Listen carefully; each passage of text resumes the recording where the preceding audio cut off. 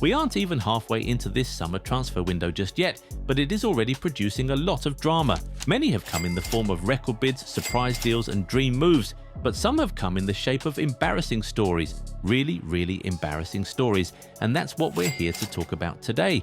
Some clubs and players have been left red-faced because of happenings in this transfer window, and we're here to point them out in this video. These are the 7 biggest embarrassments in this transfer window so far. We'll start with Enzo Fernandez. It's so obvious that the midfielder has been flirting heavily with Real Madrid for some months now.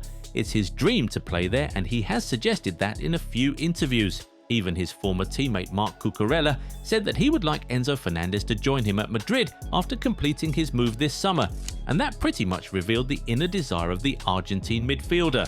However, Real Madrid have now put out a statement saying that they have not made any efforts, either directly or indirectly, to sign Enzo, and they have no intention of doing so. That statement pretty much put an end to the whole saga, and it's all just quite embarrassing for Fernandez. A player of his stature flirting heavily with a club and getting rejected so hard that the club put out an official statement is nothing short of embarrassing. Now, he will have to return to Chelsea with his tail in between his legs after the World Cup, as it's not looking like any other team is going to buy him this summer. Another Argentina international who has been right in the middle of a very embarrassing situation this summer is Julian Alvarez. But in this case, the embarrassment is not his to carry. While nobody has put in a bid for Enzo yet, Alvarez has had official bids from both Barcelona and Real Madrid. However, Atleti have not only rejected both, but also really pushed back, saying that their star man is not for sale and claiming that Madrid and Barcelona trying to get him is disrespectful. All good, right? Well, it got very embarrassing very quickly when Alvarez publicly said that he wants to leave the club to go and fulfill his dream. He further claimed that it's the best solution for all parties. He didn't even wait until after the World Cup. He dropped the bombshell right in the middle of Argentina's title defense campaign. That's how desperate he is to leave Atleti.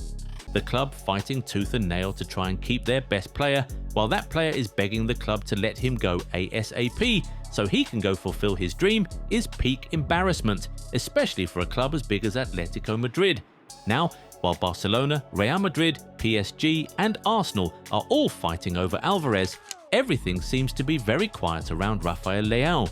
That's embarrassing on its own for a player of that talent level in the prime of his career, but it's even more embarrassing because he has officially made himself available and still nothing. In May, he officially said goodbye to AC Milan, saying that he was done with that chapter and is now ready to try a new challenge in a different league, but there's practically no news about bids coming in for him from top clubs. I mean, attackers like Yan Diamand and Bradley Barcola are being heavily pursued by top clubs, while others like Anthony Gordon and Ismail Saibari have already got big moves. Rafael Leao will feel like he is on par with, or perhaps even better than, talents like these, but he's hardly getting a look in by top teams. That's quite embarrassing for him, to be honest. It has also been a quite embarrassing window for Marcus Rashford so far. He obviously wants to stay at Barcelona so badly, and he must have felt that he did enough during his loan spell to earn a permanent move to the club, but the way things have turned out has been quite embarrassing for him. Man United was demanding just 30 million euros from Barcelona, but they refused to commit to that, saying that they'll only take him if it's on another loan spell. And then, in the same breath, they went and spent a hefty 80 million euros on Anthony Gordon. It's probably even more embarrassing for Rashford because he and Gordon are international teammates and they are practically the same kind of player. In fact, Rashford might even feel that he has achieved more in his career than the former Everton man. But Barcelona did not hesitate to spend big money on Gordon while being unwilling to pay less than half that amount for him. Now, it's looking like Rashford has only 2 options this summer: either take the loan deal and perhaps play third fiddle to Rafinha and Gordon at Barcelona, or return to Man United, a club that had already iced him out, chased him away and even given out his shirt number. At this point, it's looking like any option he settles for will be a quite embarrassing one for him. And this is similar in many ways to what's happened with Joao Palhinha.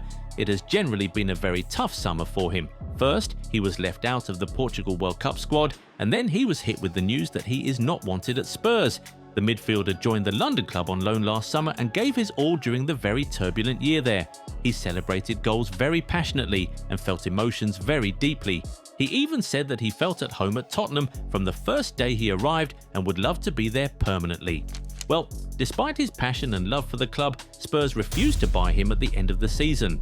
And what makes this a lot more embarrassing is that the club has now spent 200 million euros on midfielders alone this summer, but they could not pay just 30 million euros for Palhinha. That surely doesn't feel very good for him.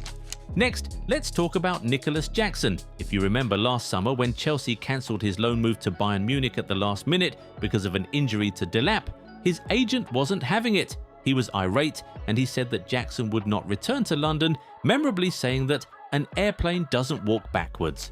The Senegal striker wanted to leave Chelsea by all means because he felt it was the start of a new chapter for him. But while players like Rasmus Højlund were able to turn loan deals into permanent transfers, Jackson was hit with repeated and emphatic rejections from Bayern Munich.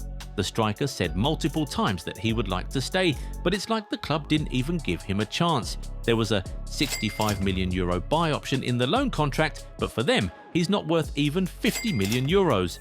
Now, he has to return to Chelsea, a club he seemed so excited to get away from just a year ago.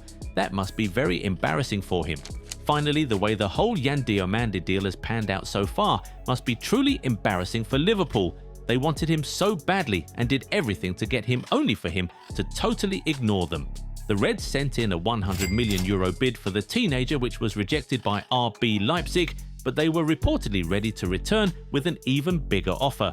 Liverpool was really offering him good money, a starting shirt, and the chance to be the heir to Mo Salah's throne. But while they were doing all that, he went and gave an interview where he was practically begging PSG to sign him. He said that he had loved PSG since he was a kid and his father is a fan of the club. In fact, he literally said that it would be a pleasure to play for the Parisian Giants and he's sure it won't be difficult to adapt. And well, the moment PSG stepped into the picture, he immediately said yes, agreeing to a 5-year deal with the club. For a big club like Liverpool, this is surely very embarrassing. I mean, they were willing to break the bank for this kid and make him the most expensive player in the club's history, but he just totally snubbed them and was busy heavily flirting and nearly even begging another club that doesn't even have as much history and football heritage. Interestingly, Diamand would be guaranteed a starting shirt at Liverpool, but not at PSG. But even with that in mind, he still snubbed Liverpool. That's surely embarrassing for the English Giants.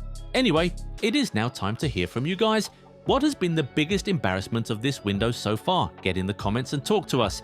If you enjoyed this video, give it a thumbs up and subscribe to the channel. Also, turn on the bell notifications so you never miss out on new content. Catch you in the next one. Bye.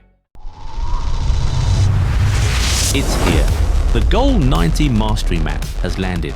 Built for the next generation of footballers. More control, faster feet, sharper confidence. With the Goal 90 app, every session is guided, every touch has purpose. Train at home, train every day. Level up in just 20 minutes. Launch offer is live. 30% off, plus free worldwide shipping.